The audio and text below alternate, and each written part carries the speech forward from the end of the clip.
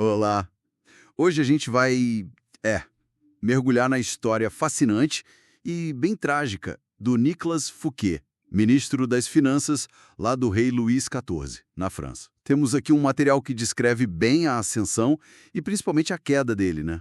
Focando num evento bem específico que parece ter selado o destino dele. A ideia é entender como uma demonstração de lealdade, de grandeza, pôde dar tão errado. Exatamente. O Fouquet, ele era conhecido pelo luxo, né? Por festas assim grandiosas e por se fazer indispensável para o rei, que era jovem ainda. Aí quando o primeiro-ministro Mazarin morreu, isso em 1661, o Fouquet, ele esperava ser o sucessor, né? Claro, era o esperado, talvez. Mas o rei, ele aboliu o cargo, simplesmente acabou com a posição. Isso já é um sinal, não acha? O rei concentrando o poder nele mesmo. Uhum, totalmente. No I, o Fouquet resolve apostar tudo. Uma festa espetacular no castelo dele, que tinha acabado de construir. Vaux-le-Vicomte. Tudo para tentar reconquistar o favor do rei. E esse é um ponto-chave mesmo. A gente está falando do início do reinado pessoal do Luís XIV, o monarca que viria a ser o Rei Sol, né? Aquele epítome do absolutismo. Entender a dinâmica de poder ali na corte e até a psicologia da época é crucial para entender essa história. A intenção do Fouquet parecia clara, né? Homenagear o rei. Ele era o convidado de honra, afinal. E que homenagem! Nossa, imagina só a cena. A mais alta nobreza toda lá, intelectuais tipo La Fontaine, um jantar, dizem, de 7 pratos com coisa exótica.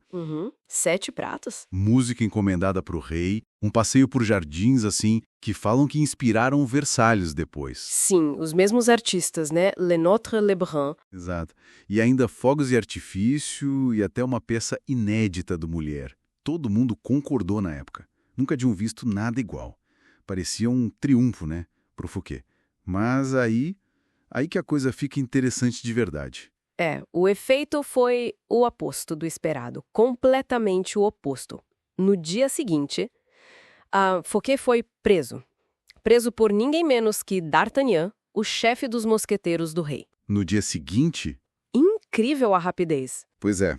3 meses depois, ele foi a julgamento por desviar fundos do tesouro. Agora, o interessante é que, as fontes sugerem que muito desse desvio tinha sido feito para o próprio rei, ou pelo menos com a permissão dele. Então existe uma diferença entre a acusação oficial e o que pode ter sido a razão real, né? Faz sentido.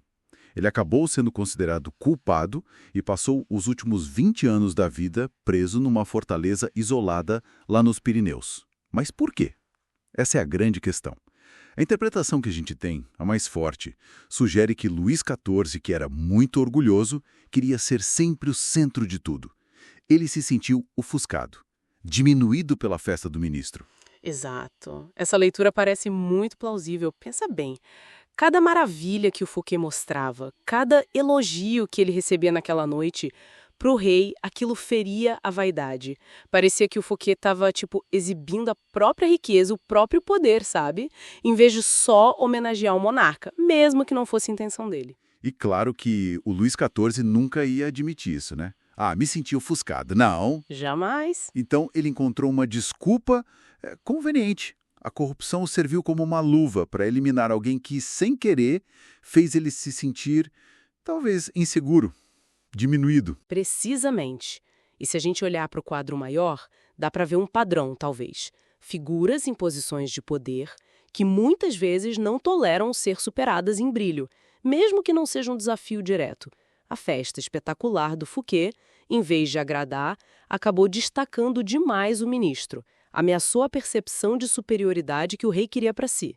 E a ironia final é quase cruel, né? Luís XIV coloca no lugar do Fouquet o Colbert, que era conhecido por ser mais contido, parcimonioso, para garantir que o dinheiro fosse para os cofres reais. Isso. E com esse dinheiro o que ele faz?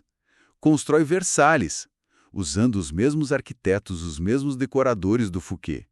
E lá em Versalhes, ele deu festas ainda mais extravagantes. É uma ironia tremenda, realmente. Então, o que tudo isso significa no fim das contas? Olha, significa que a percepção, pelo menos na corte do Luís XIV, e talvez em muitas estruturas de poder ainda hoje, era mais importante que a realidade. Ou até que a intenção. Fouquet cometeu um erro fatal ali. Ao tentar impressionar, ele fez o mestre dele se sentir secundário. A lealdade que ele quis mostrar com magnificência foi lida como competição. Um erro de cálculo psicológico, assim, enorme. É uma lição dura sobre a natureza humana, sobre poder, sobre vaidade. Como disse o Voltaire, né, sobre aquele momento, no início da noite, Fouquet estava no topo do mundo. Quando ela terminou, ele estava no chão. Uma queda vertiginosa. Exato. E isso levanta uma questão importante que talvez ressoe até hoje, né? Até que ponto você demonstrar abertamente suas qualidades, seus recursos, sua lealdade, até que ponto isso pode ser visto não como algo bom, mas como uma ameaça por quem está no comando? Fica essa reflexão, sabe? Sobre essa linha que é muito tênue entre você brilhar e você acabar ofuscando quem não pode ser ofuscado.